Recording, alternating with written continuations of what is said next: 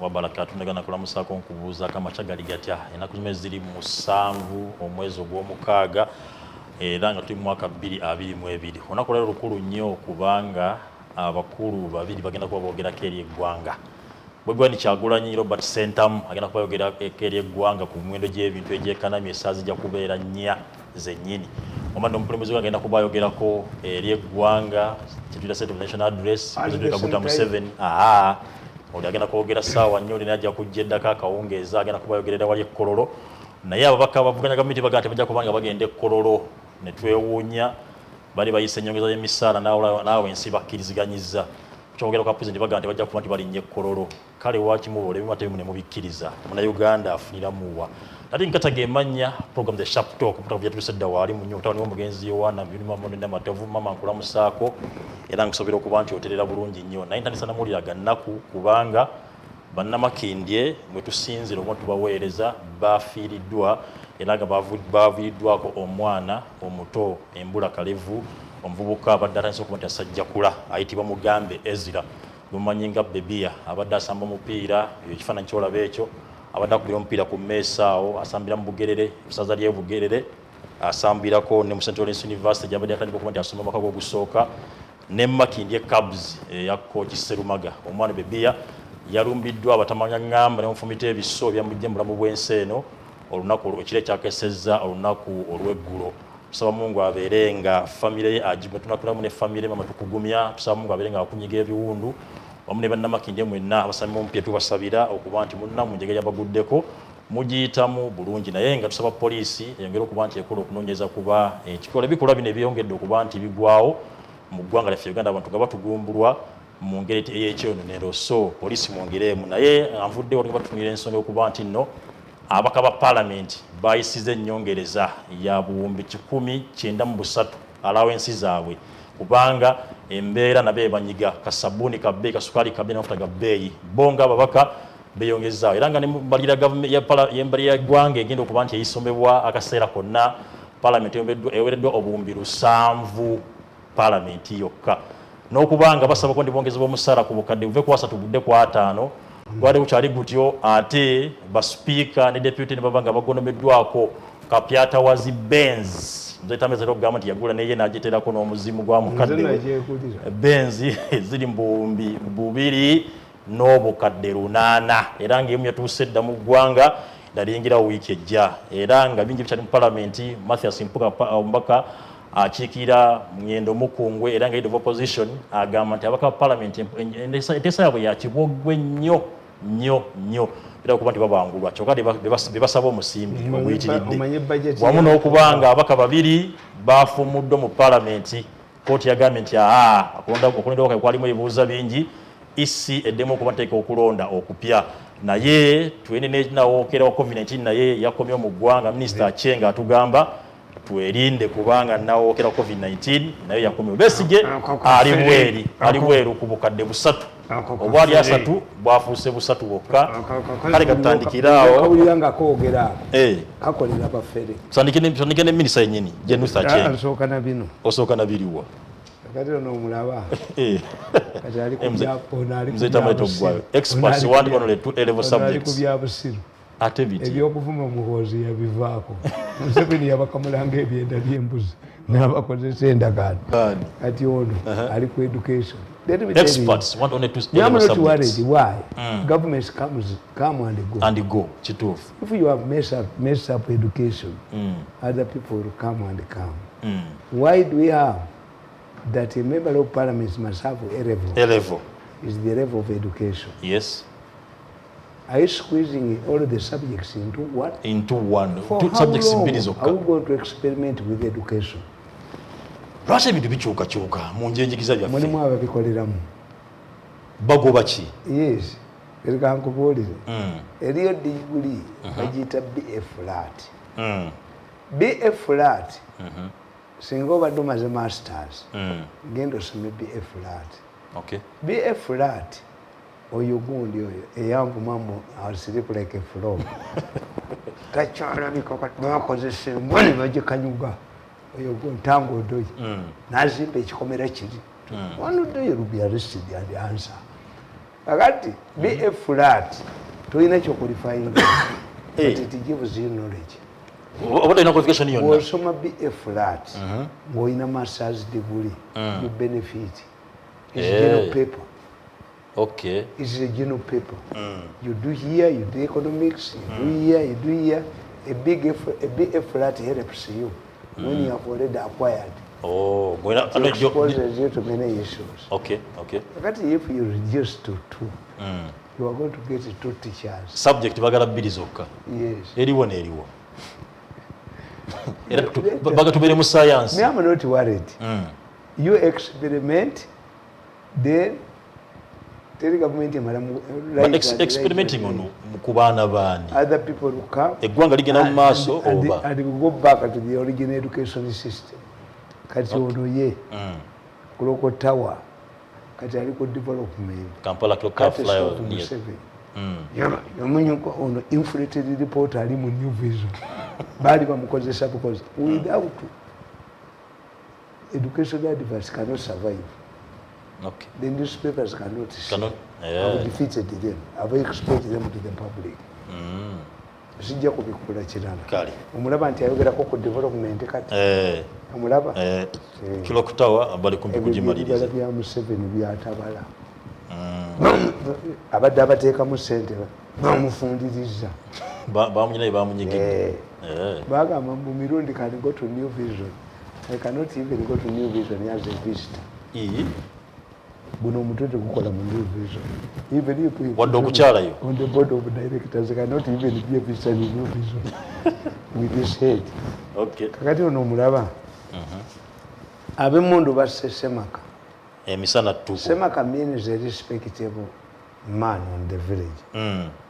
Fortunately, this man was killed in an area where I have a residence. A residence, okay. The problem that you do, he was killed by security people. He was an Al-Qaeda man. Omusajja gwe basse yabadde ba Al-Qaeda. Naye, why don't you take him to court? Niye babadde nokakafu. Abadde asula ku mufaliso. Ogwo nga alina mazida. Nze bwenamba manyi. Nagamba aba security. The President Museveni bamuyiikira ewa Zana abakolera akatale. But that area is infested with Al-Qaeda. Zana? Yes. Lubo wande jao. Wale neighbor wange yali azimbye ennyumba ne mugagijjeewo. Nja kujja njikubeewo. Iyi mzee Tamale. Nga designing ati nasoma security. Kati ngogo omugobangani. Ya tegizimbawo. Nasoma security. Gongo omugobangani. Ati I know the design of a house. Omuyiriba na for the situation of the people no government. Abasajja bali bazimbye ekizimbe. Mwe bayingira ne boogera nga tewali abamanyi. Museveni n'abayoola. Nga tali kibakwata. Nga sibakwata. Museveni n'abayoola n'abatwala mu side ne babakozesa statement. They are lucky now. I have a gentleman's agreement with them without talking about them. I talk about history. Okay. Kakati. What causes trouble is that security has failed to explain why you cannot use extrajudicial methods. Even if this man, omusajja abadde abeera mu muzikiti gw'owazana nga talina kyatabula buli kyebalamula kyonna ng'akigula yagula ebintu bya omuzikiti gw'owazana naye basanze asula ku mufaliso ne waki tubatwala mu kooti omukazi we baamututte waki tubatwala mu kooti twogera okumanya ne tufuna details yava Somalia nga mujaasi waabwe nali namutegeera dda I have intelligence on the village. Killing them kiba kiyambwa is wrong. Okay. Because even other people will kill. Katonobuke scares the country. Semaka. Irrespective of person. Emisana. Nebula wone mukyala we. Ne mukazi we bamututte. Why don't you take this man? Wachi bamututte butwazinga mulamu. Wachi bamutta. Was he fighting back? Yes. Yabadde ayingidde mu nyumba gy'emundu. Ate bwe kibaakoze ekibi abasecurity emundu baligiraza abantu. A man who had a mazida, abadde asula ku mufaliso. Expose these things to the public. Kituufu. kituufu but baze tukivumirira ekyo kyokuwanira abantu babeera mu bwannalukalala era ne bwe twerimbika mu obusiraamu tebuwagira bwannalukalala ekyo tekiriiyo era mugamba nti simanyi obusiraamu no kankyogere mu lwatu obusiraamu tebuwagira bwannalukalala tekiriiyo yes era tubayita ba islamic clerics extremist abo yeah but omanyi gwe kankubuule bw'obavumirira tebakutta ekituufu Al-Qaeda can plant a bomb mu muzikiti to kill ekirali kyabavumirira ate tebatega mbizi tebatega mu mbizi apana it will backlash on Islam kituufu naye munanga basecurity babisoma tebabisoma kakati eno story bukedde asike yalinze abantu for me who was a residence there this man abadde alina mazida nga talina kyatagula sente nga weeri naye bwe bakebedde mu nnyumba yabadde asula ku mufaliso gwokka wansi omwana we ali bweru naye nga mumutwesinga nze nali namutegeera dda nti yali mujaasi waabwe yava Somalia kati why don't you take him to court bumukuba empisa afiire muki mukomera oba explain ti omusajja ono abadde ajjayo emmundu babulire eggwanga byamasasi nga 10 in public bave babulire eggwanga tibane omusajja gwe tukutte oge tusse abadde akola kino naye bukimba kikola silent but you cannot operate as kubanga nkikkiriza nti kakati ngaabo bajja ne bakola ki bajja ne buli wamu bawambawo ne bona ogenda kwerosa bamunonyereza ennaku nga nnya myayini we are looking for him because of my intelligence nange mbalina mu ba intelligence ba tebali kitongole wano kikesi kyekirina mu bantu ba yes era bwobuuza abaserikale bange nawe olina gavumenti bajja kubuulira nti mbadde nzirayeka ale nawe olina gavumenti eyiyo emmotoka enkiise mu kkubo mpaka mugikube mukijjewo ayino fungua barabara efungua barabara kakati kino is a government achievement but bukedde is misleading the population no not misleading kubanga bo baganya okuvayo okwogera kati yakole ki abakikoze bavayo babulire eggwanga twakoze kino ABC if they don't speak singa bukedde abaddetako ogundi waliwo omuwala bamuyita Ziribaggwa is an agent of security in bukedde Ziribaggwa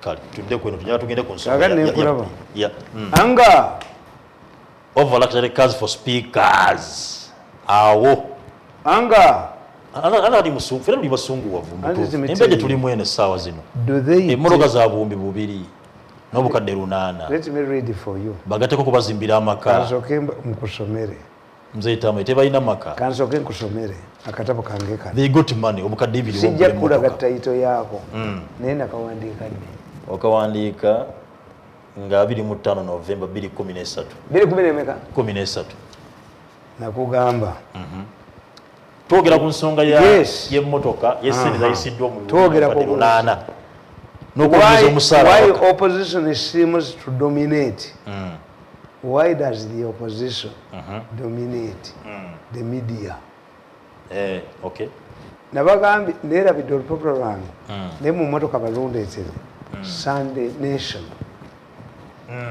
if you want to know person who knows propaganda mu Eastern mu Africa omuyita Professor Mutuwa ali Kenya I read him yamanyi propaganda okay Mutuwa was advocating for Uhuru and Ruto to be taken to Hague Professor Mutuwa nagamba I can even sign a check for you these two will never be president in Kenya he must answer amanyi gayina mangi anti mugezi asomesa mu university mu America okay Uhuru yamuwa okukulira Human Rights Commission engalabiye like any other botulika Mutuwa Professor Mutuwa yakyukirawo nadda ku side yawandiise n'agamba oyo omusajja yawandiise n'agamba ti gavumenti eringa kinyoozi ebaba I read him because I studied propaganda and if I was in Kenya the tables would return if I was in Kenya with this Mutua.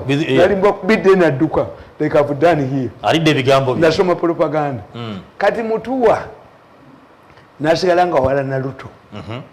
Yagambye ti government mu nsi eringa kinyozi. Kinyozi abeera n'entebe yeetoololete. Lwaki? Alaba n'emabega. Wabeerawo mmira wano n'eno. Olaba akusala enviiri but it gives you time to look behind. Olabe n'ekimabega eno. Mutua, Professor Mutua. Read Sunday Nation and you read this man. Highly intelligent but he's a propagandist. Okay. Propaganda is not telling lies but is to use your knowledge. To be a propagandist you must be knowledgeable. He's a propagandist. Akugamba Ruto represents the Moi regime. Ruto.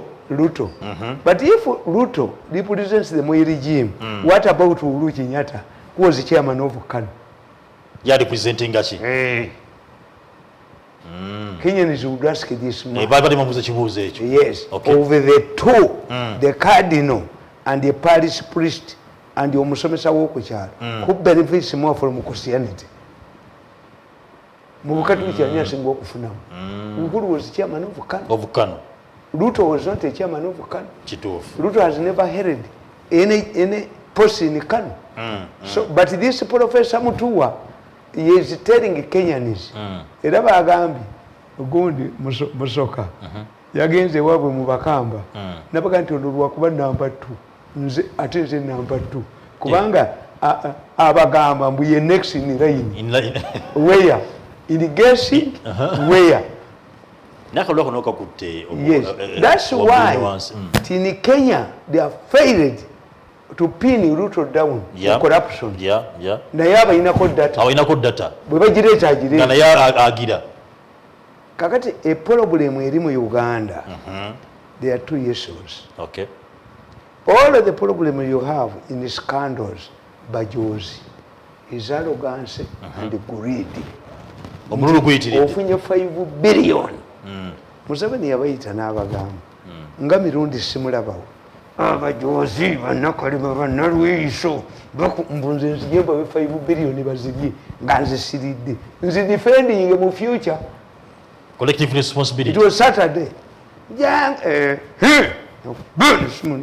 bannakalema nennalwiiso because I knew in the future I would be held accountable.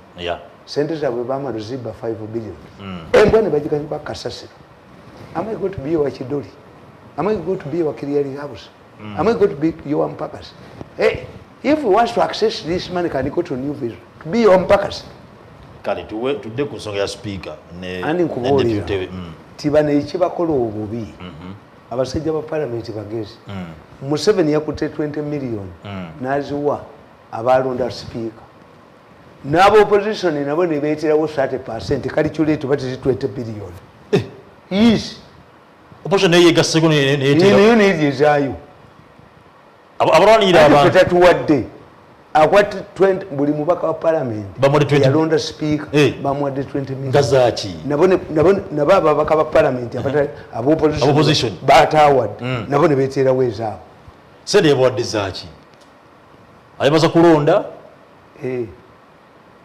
Barondera ye barondera gwa. But I have intelligence. Tewali kyemukola kyesimanyi. I wouldn't have survived up to today for 10 years. I have intelligence. Nimze mumbira gye tulimweno nga buli muntu yagamba. Bantu bagabana musimbi batyo. Okugabana obubi. Bano bo bayina hunting dog. Perception. A hunter. Naye nembwa bagiwa obulenge bwayo. Let me give you an example. If 10 billion ze mwafakinga mutaka eritaliyo mwatula nenyakaisiki ne mumuwako e billion yemu skani no yandibaddewo siyandibadde mawulire gwe ina kubambwa yabo ina kubembwa embwa ekidoli oyina okubeera nga gwe toyina koyina sharing. For us Baganda we share. Nalabye obutiko tubuyita mufu tobujja wekka okukola tekuyita kukola tukuyita kujja butiko okujja you call others. The first person to detect it and say they must make a sound wuuli. You not Okay. When a Muganda goes to kill, tukita okutta enswa, an antihero at night, you must not look behind. You don't go back. Ebisolo byako ene eryolekerayo ki ekiswa toyinza kukitema kyonna olina okuleka n'ebisolo nabyo bikola ki nabyo biryeko bano bo tebagiina yebakubye. Governments have scandals. Why is it that all of government scandals in Uganda are exposed? Bujozi okukivuga abantu waliwo abataliddeeko mwagala sente mwekka waliwo abatafunye ku munyago ate olina okuvayo nti ono omukazi byenkya alina okunyonyola banna abakobaze babba ate afa teyalina okunyonyola yalina ozinyonyola ate taliddeeko ejjogo weriva obujozi bwammwe bwe bubakubiza ejjogo lyammwe okujooga abantu humiliating people. A hunted animal must be shared before it is killed in Uganda. Alese embwa alina kyafuna, alese olutuula alina kyafuna, wefumu alina kyafuna, eyawemudde ku nsiko kyobola bakugamba nti nnyama ntono okwanire mukaawo. The original people, the principles mu hunting balina ennyama yaabwe gye bafuna.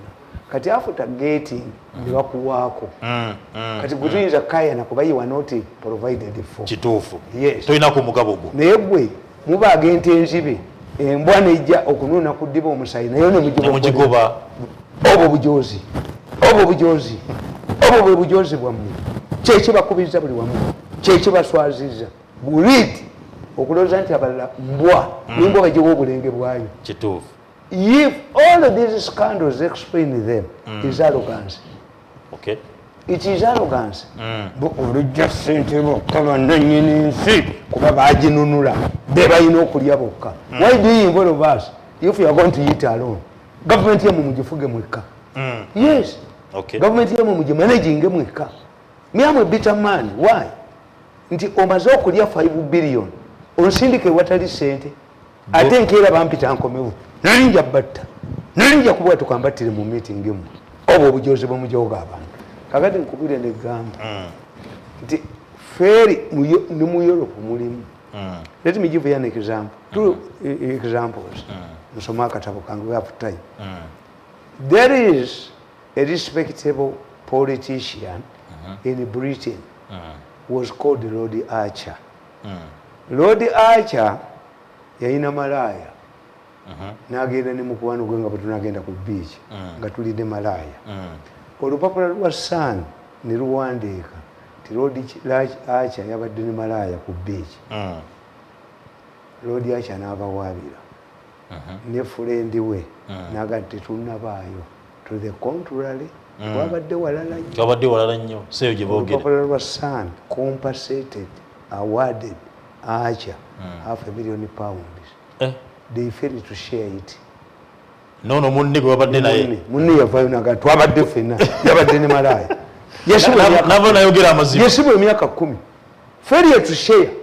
Obujozi obwo bwe muyina obugaana okugabana ne bannammwe ne mulya mwekka ne mulowooza nti ffe twajja basiimuula nnyuma nga mumaze okupama. That's the problem. Yebaleetedde scandals zino kuba nti mu kaseera zifuluma. Yes. Okay. Nti bo bwe balya gulimbwa olinako ayiso mwenda. I have a recording. Nagamba sijja zibawa. Give me the money, me am a mature man, but I cannot disarm myself. Okay. And there is a man who is willing to give me money to Otaro Rugwe. Nina, Erichi Mirundi, okay. Nina nange sijja kukkiriza. Nina kubeera na sente. Okay. Kakati, I was watching a meeting and I recorded it. Mwenda said, these people treat us like abalusula. Abalusula mu batoolo. Ye Mumbowa. Mumbowa Mwenda n'agamba unless you cheat them, tebasobola kuwa sente. Tolina ky'ofuna. Bw'otwala sente nga bakutumye bako kuba bo tebakuwa. This must change. Okulowooza nti mwekka mulina amaka mulina abaana mulina ebizibu mwekka. This is where the problem is. Lord Archer failed to share $500,000 with his friend. amazima n'agajjayo omusajja n'ajjayo amazima. There was also a woman yalina ebba mu mmotoka baawe n'akola accident naye bali abazungu bagaba poliisi ku passport yo n'agamba mukazi we nti gamba nti nze gwobadde ovuga baziteme kuggwa. Bwe baayawukana omukazi yavayo n'ayogera sinze nali nvuga omusango ne gumuddira ono. Yes, sinze nali nvuga ono yali avuga ate yalimba izeraaya. Mu Britain abazungu bakubya scandals zokka ti Clinton muwala. Government scandals are intended to demoralize the population to raise against Museveni. Museveni would be very serious about these scandals. Either to preempt them oba kubanga obujozi n'abakoba alowooza tibwagoba byenkya yasigalawo byenkya omuwa ku ssente n'abakoba wawakubya be ate nze wayeddwa i fight abo babyenkya bagenda okugiwa nga tebalina ssente.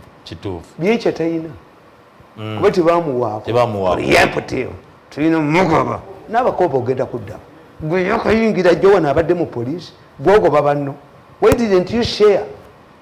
Kakati mbadde mbagamba nakugamba wano nti nalwanira omusajja nga bamusibye mu kkoona nakalema nga amusibye emyaka egi babba ttaka lya Museveni balikozeeko ebyabo. Omusajja ne bamusibye emyaka 2 ne beesasula.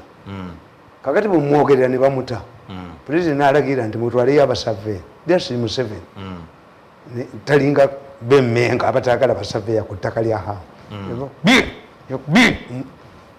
ebyapa genda osazeemu ebyanyoko genda osazeemu kasajja ke ntamukakalambadde bweka sika kibadde kibanja kyo. Kakati babagambye gavumenti we need go and clear the boundaries because ebyapa ministry ebiyina ti ebyapa bya hamu biri ku freehold naye bano baddira freehold ne bagitundira ate n'omuyindi gwe baagala okiguza tajja kigula mayi gakubiddwa mayi gakunamye minisita akajja kakunamye omwana abakunamiza wait kakati abaka ba parliament ebungereza babagamba nti bw'oba osula mu London ng'ova up country high house pangisa n'abava mu London ne bakola ki nabo ne bapangisa. Gordon yagoba minisita namu humiliating yayogera ddiiru yonna. Gordon Brown yeekobaana ajjako Tony Blair baatuuka n'omugamba abakozi bakozesa kyakuba n'entebe ne dereva n'agamba ambogolera nga muvuma.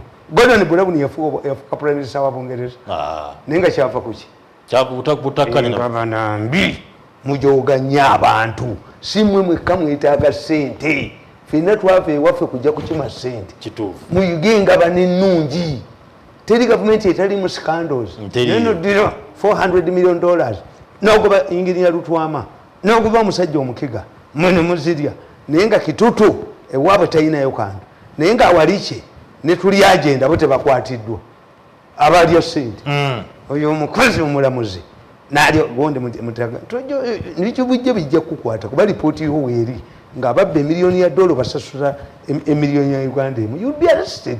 Ate bwe nabagambye wanembaga nti mmwe waliwo leefu agaba omupiira nga ye red card azikabira baludda lumu kakati abalamuzi tebajjeyo abeenaale babajjeyo babiri. Yes, after speaking about it kituufu titeriyo leefu agaba red card azikabira sayidi kati babalamuzi bakyetikudde they know inale people have more chances of coming back naye to protect the judiciary, the credibility of the judiciary. Besije omulamuzi yamugamba obukadde 3 bano bamugambye bumeka ye yasoma mu Lulatini kati oyo alina kudduka ne famire ye Besige Kasaya kikuba oyo alina kudduka nga nakalebanga kabusenga nga kulubya balina okukwata ettaka n'akulu ne basinga okuwolanibwa mu ggwanga muno kati ekyo kitegedde scandals nakababulira Sankozi president wa France yali president wa France yeje wa Gaddafi ekiro Gaddafi namuwa sente namuwa ensimbi but which was illegal in France. It was illegal in France to be financed by foreign person, yeah, because Islamu wali Araba eyasooka okukuba Gaddafi yali Sankozi. Gaddafi abaana bagenda e Benghazi ne bagenda ku poliisi ne bawamba emmundu ezi. Gaddafi retaliated by sending tanka 10. Sankozi ne yeetakula ng'abazungu bwe babeera. This mad man wants to kill his own people. Why was Gaddafi not mad when he was giving Sankozi money? Omwana wa Gaddafi n'ayogera Sankozi gwe tukubye ekima sente waffe. Sankozi was later tried. Kituufu. Sankozi was later tried. Yayina ne chances ez'okukomawo ku bwa president bwa France. Ne Uganda. But after antagonizing Gaddafi nga mutabani we Isiramu alaba. Nze nalaba omulamuzi waffe.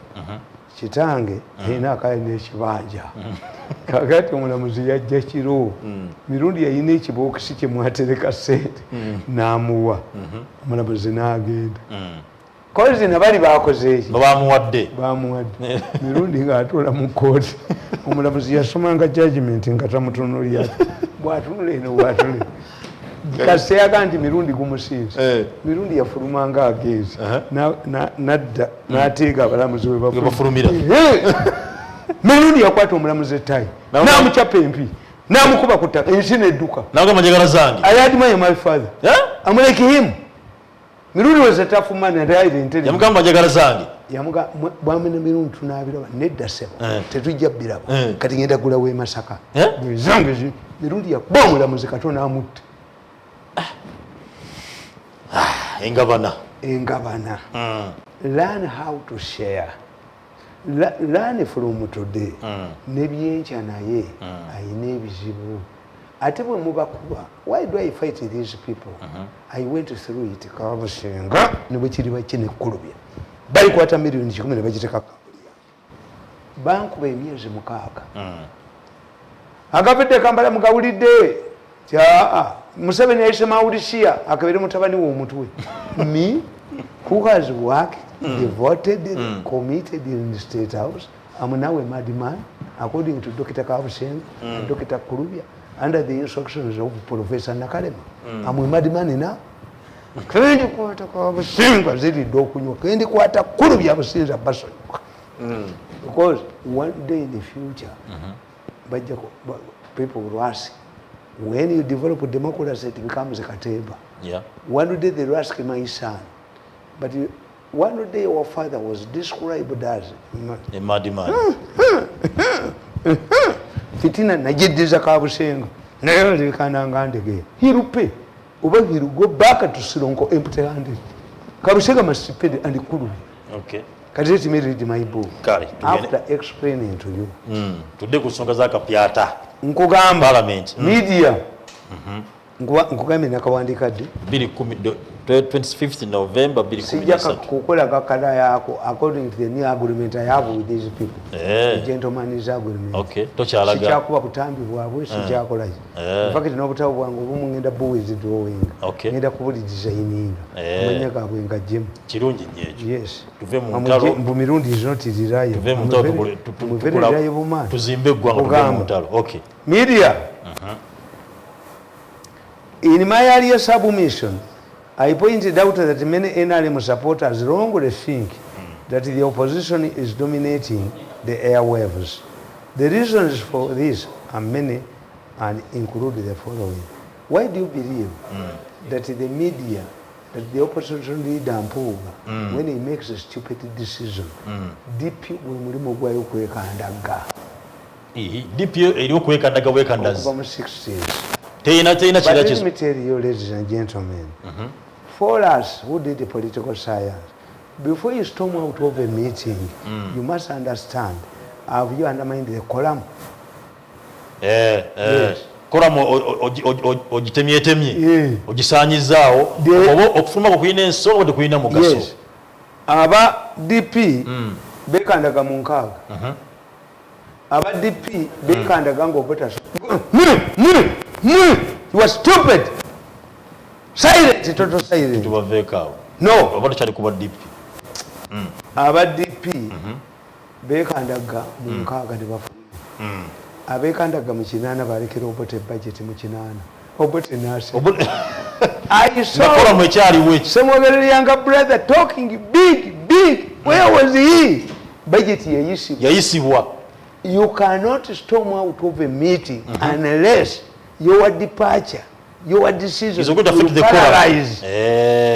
Nti omukulu w'ekika ajja mu kika nga dagwaza okuzikata mmayinaga emmere mulye naye olumba endugaanyi ne katambula ne kagenda n'olukanzu lwako ne kabula akakuba emigo wateetawo omukulu w'ekika n'agaana twejjo ne kagaana olumba essimu kaako bwabonyabonya muganda wange kataata afudde njagala embuzi ennamo njagala enfumbe njagala emmotoka njagala benzirya nabo njagala bbiya nafuluma bufulu omwenge mulabye olumbi nze zange naziwa batamiivu bakukyala siyinza kuwa obusajja bwe nabuuza akasajja ako nti naye ggwe tubuulire ebyekika nga tekabimanyi nikaga nti muzzukulu we yafudde erinnya lye eddala yani si emirundi ayogera erinnya lye wamaleeterera kasipolo naali kusitudde sikatabadde singa mbadde nze musika wa mirundi mbadde kuba n'olukanzu lwe nga kabula akabeeriza abantu bubula akameyiringa eggwanga lyonna olukanzu olwo ne bubula kubanga mumubuwaga yes ewange wayinza okubeerayo omukulu w'ekika nti ajasomweke nga nfudde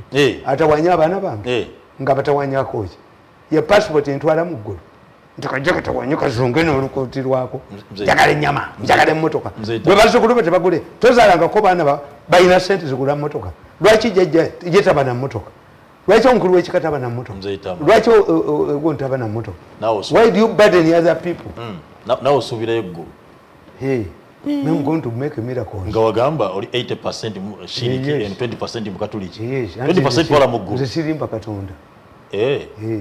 Sirimba. Teweebuzaabuza. No. Oli direct. Yes. Kale tudde kataba. Kakati ne nkugamba nti media bano bagikwata. Nti a decision that is stupid, a decision that cannot have an impact, by highlighting. But publicity. Mpuuga. Yakola kya busiru kubanga Museveni will read his budget. Is not written anywhere that once the opposition is not storms out of the parliament, yes. Budget ina kusomebwa bagambye leo tebagenda genda kukololo state of the national address pokyabijja n'ebibye ate sente zebalya zaani enkyana engalabizawo omuntu asinga obusiru mu bannabyabufuzi ba Uganda Mpuuga. Omusajja most stupid person in the Uganda politician is Mpuuga. Are you talking about people suffering? What's your office budget? Mpuuga tubulye budget ye ya government lead of opposition. Yes. Security mugenda ko ya sentiment. Aida kabanga lime. Mpuuga. You were the most stupid person among the Ugandan politicians. Eyo bigabo bya Mzee Tamale. Yes, according to me. What will you do to me? Nkugamba. Media. Nkugamba number one. Why do you admire and worship the media? Kugamba. False propaganda. NRM does not believe in perpetuating falsehoods propaganda. These only appeal to emotions. But NRM believes in intellectual engagement that appeal to logic. For example, when NRM sticks on pro-people policies like universal primary education, UPE, and universal secondary education, as well as prosperity for all, immunization and many others, these are realities on the ground that only require perfection. Okay. NRM believes in pro-people policies. Bwekola ebyo Museveni bw'abireeta yagamba buli omu abiraba abaana bagemeddwa mbaganye okutambula ne bawona COVID yalowooza byeyogerera yalowooza achievements ezo buli omu agenda zenyumirizaamu ye Museveni tamanyi kuteeka sente mu bazimubbako yaga bino byeyogerera talina bakajjajja tabagenda kujja kwogera nsonga ezo. A suspected criminal who was going inside, these people made a surveillance. When he was going inside to pick a gun, bamukubiddewo preemptive, but he have no capacity to explain what he book says semaka nikasigalayo n'entu yaako sebbowa n'asigalawo afuna sentiment ono inflated reporter n'asigalawo. You have all the capacity to ask security forces. Yes. What has happened in Uganda? Are you the responsible? You are a government newspaper. No, inflated report. Okay, tugende maaso. Nkuga number 2. Unique history. Ugandans have gone through unique situations, usually comparable to a life of a divorcee. At independence, we had the Kabaka Peace Alliance, which did not last.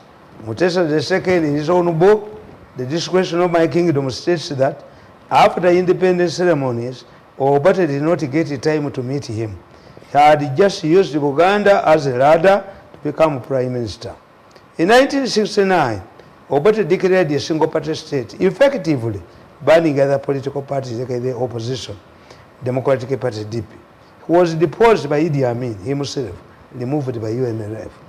The 1980 elections did not solve the political problems leading to the 5-year guerrilla war led by Museveni.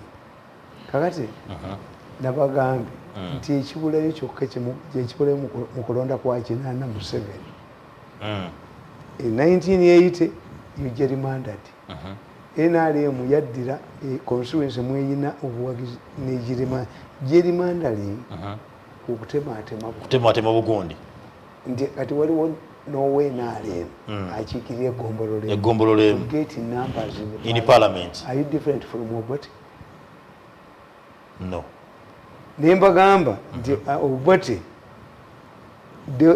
the suspected DCs whom Mwanga suspected to be DP people were sacked on the eve of elections.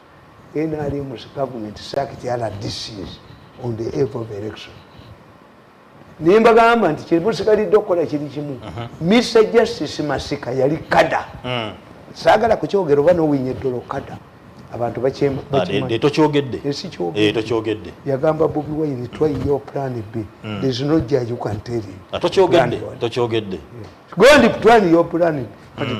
Oba owinnya eddolo afaanana Masika. Ensi yemanyi. Naye nga Chief Justice yayogera. Yes. Ne Masika yawandiikira Obote ebbaluwa. Let us arrest DP leaders. All of the DPs, all of the petitions against the DPs were entertained very quickly by Mr. Justice Nebabajjayo. Until I came up, Nebakyusa train, but never Bajayo. How can you refuse give yellow cards to one side? Team yoka. I don't know kuba endobo. Nebitubi nkwatiramu. Kakati kankubuulire. Nenkuga nti ekyokubiri Museveni ekibadde ekimuyamba nabagamba tukyali ku parliament. None can tarnish Museveni's name. The opposition cannot tarnish President Museveni's image and achievements because they have no comparison. In fact, many were thinking Ugandans are perplexed about a future without Museveni. Their differences always remind me of a Uganda traditional story, which is related to a wicked stepmother.